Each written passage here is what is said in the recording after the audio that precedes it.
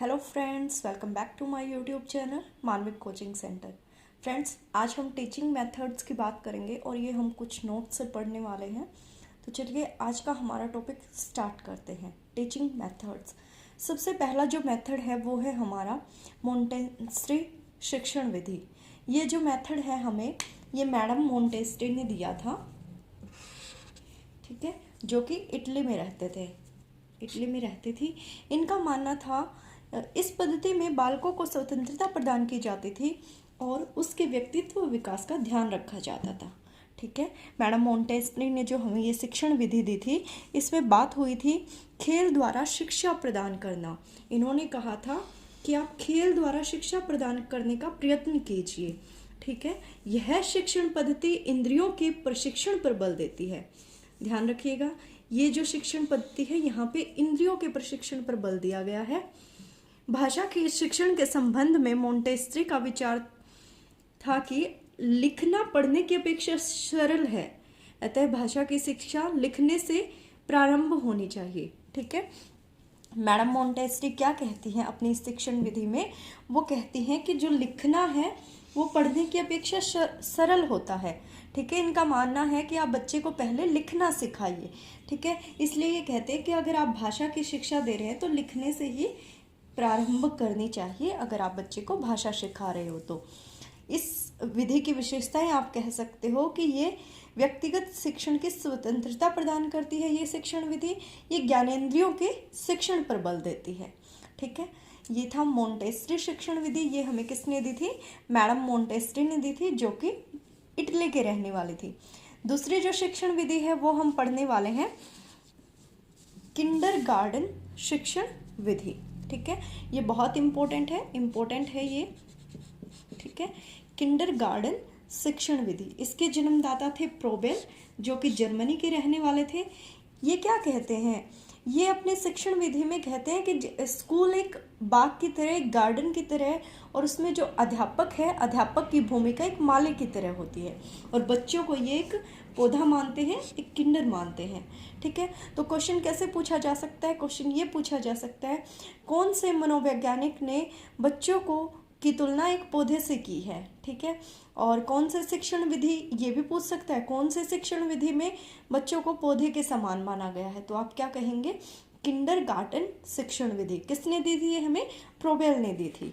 ठीक है, इन्होंने खेल के द्वारा शिक्षा को महत्व दिया है। ठीक है, इन्होंने खेल के द्वारा शिक्षा को महत्व दिया है। आप ये कह सकते हो स्वतः क्रिया द्वारा शिक्षा एवं एकता। ठीक है, इन्होंने इस सिद्धांत पर बल दिया है। इन्होंने कहा है कि आप बच्चे को खुद करके सीखने दीजिए, वहाँ से जो वो शिक्षा ग्रहण करेगा वो उसका पूर्ण विकास करेगी।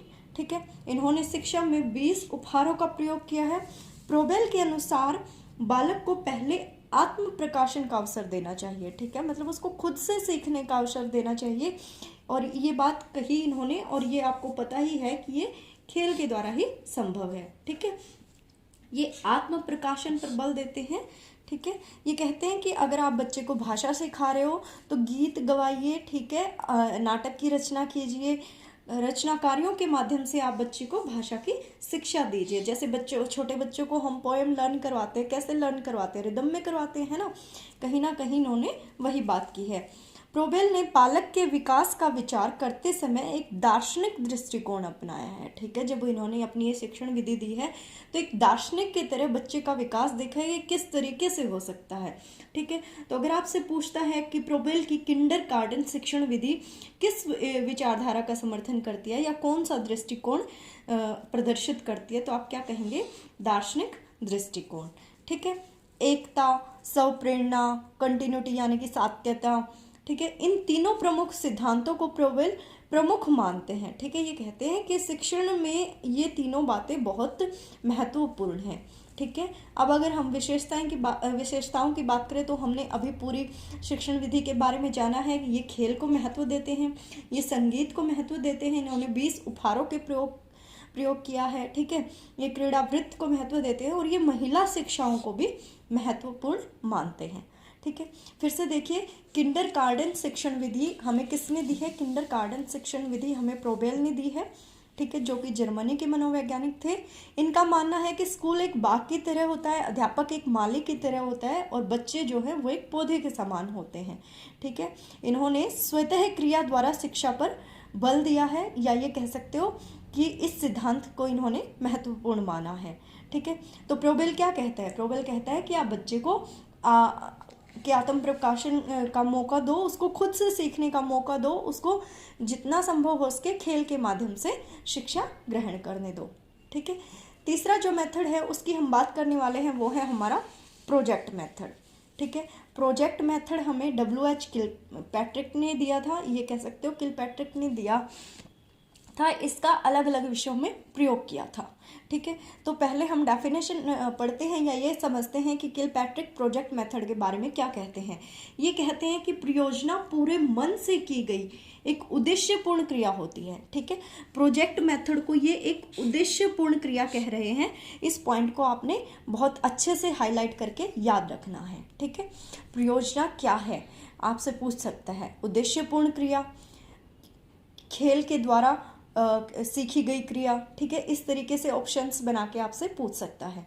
ठीक है, तो ध्यान रखिएगा किलपैट्रिक की डेफिनेशन ये कहते हैं कि परियोजना पूरे मन से की गई एक उद्देश्यपूर्ण क्रिया है जो एक सामाजिक वातावरण में पनपती है। ठीक है, project is a process which is having it particular objective and serving in A social environment. ठीक है, जो कि सोशल इन्वायरमेंट पे पनपता है। ठीक है, 1900 में रिवर्ड्स महोदय ने सबसे पहले प्रोजेक्ट शब्द का प्रयोग किया था कोलंबिया विश्वविद्यालय में प्रशिक्षण के दौरान। ठीक है, उसके बाद 1908 में स्टीवेंसन ने सबसे पहले इसका प्रयोग किया है। कहाँ पे प्रयोग किया है? औद्योगिक विद्यालयों में कृषि के पाठ्यक्रम में। ठीक है, कृषि के पाठ्यक्रम में इसको लागू करके 1900 ईस्वी में तो रिवर्ड्स महोदय ने ये शब्द का प्रयोग किया है। ठीक है, वहाँ पे शब्द का प्रयोग हो रहा है और यहाँ पे ये इस मेथड को लागू कर रहे हैं। ठीक है, कहाँ पे? औद्योगिक विद्यालयों के कृषि के पाठ्यक्रम में। ठीक है, बाद में इसका व्यापक रूप से प्रयोग किया है जॉन डीवी और किलपैट्रिक ने। इन्होंने अन्य विषयों के अंदर इस मेथड को यूज किया है। और आप जानते हैं कि प्रोजेक्ट मेथड जो है ये एक वैज्ञानिक विधि है। आप इसको ये कह सकते हो ये एक वैज्ञानिक, मनोवैज्ञानिक और एक आधुनिक विधि है। ठीक है, तो भाषा शिक्षण के दृष्टिकोण से यह अधिक उपयोगी नहीं होती। ठीक है, आपको पता है लैंग्वेज जब हम सिखाते हैं या हिंदी लैंग्वेज सिखा रहे हैं, इंग्लिश लैंग्वेज, मतलब जब भी हम लैंग्वेज की बात करते हैं तो कहीं ना कहीं प्रोजेक्ट मेथड वहाँ इतना यूज़ नहीं होता है।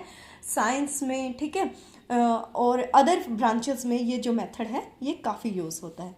ठीक है, विशेषताओं की बात करें तो आपको पता ही है कि परियोजना किसी निर्धारित लक्षण के लिए पूरी ईमानदारी से जब हम काम करते हैं, पूरे जोश के साथ जब हम काम करते हैं तो क्या होता है, बच्चे की ज्ञान में वृद्धि होती है, उसके रचनात्मक कौशल में वृद्धि होती है। ठीक है, तो प्रोजेक्ट मेथड से आपको 3 पॉइंट तो यही मेन ध्यान रखने हैं कि शब्द का प्रयोग किया था रिवर्ड्स महोदय ने 1900 में। ठीक है, उसके बाद स्टीवेंसन ने 1908 में कृषि के पाठ्यक्रमों में इसको लागू किया था। बाद में व्यापक रूप से इसका प्रयोग किया था जॉन डीवी और किलपैट्रिक ने। ठीक है, उसके बाद नेक्स्ट मेथड की हम बात करेंगे। हमारा नेक्स्ट मेथड है खेल विधि। ठीक है, खेल विधि को प्रतिपादित किया था, प्रचलित किया था कुक महोदय ने।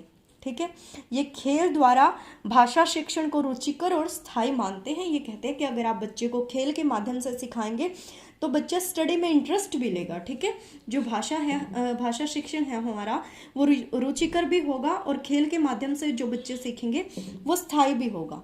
ठीक है, खेल की भावना को नाटक में प्रस्तुत किया जा सकता है। ठीक है, आपको पता है ये हम ऐसा करते भी हैं, स्कूल्स में बच्चों के सामने करवाते भी हैं, बच्चों से भी करवाते हैं और हम भी बच्चों को कई बार समझाने के लिए नाटक प्रस्तुत करते हैं। प्राथमिक और माध्यमिक शिक्षण में यह विधि बहुत उपयोगी है, या ये कह सकते हो कि छोटे बच्चों को और माध्यमिक शिक्षण के में हम इस विधि का प्रयोग सरलता से करते हैं। ठीक है, तो इस पॉइंट पर इम्पोर्टेंट नोट कीजिए और इस पॉइंट को ध्यान रखिएगा कि जो प्लेइंग मेथड है वो प्राथमिक बच्चों के लिए और माध्यमिक शिक्षण में बहुत उपयोगी माना जाता है। इस मेथड की विशेषताएं हैं कि ये अगर हम खेल के माध्यम से बच्चों को कुछ सिखा रहे हैं तो वो रुचिकर होगा, है ना, इंटरेस्ट पैदा होगा, उसमें मानसिक थकान भी कम होगी और जो शिक्षण होगा वो स्थायी होगा। उसके बाद बात करते हैं हम अभिकर्मित अनुदेशन की। अभिकर्मित अनुदेशन को हम प्रोग्राम लर्निंग की विधा भी कहते हैं, ठीक है।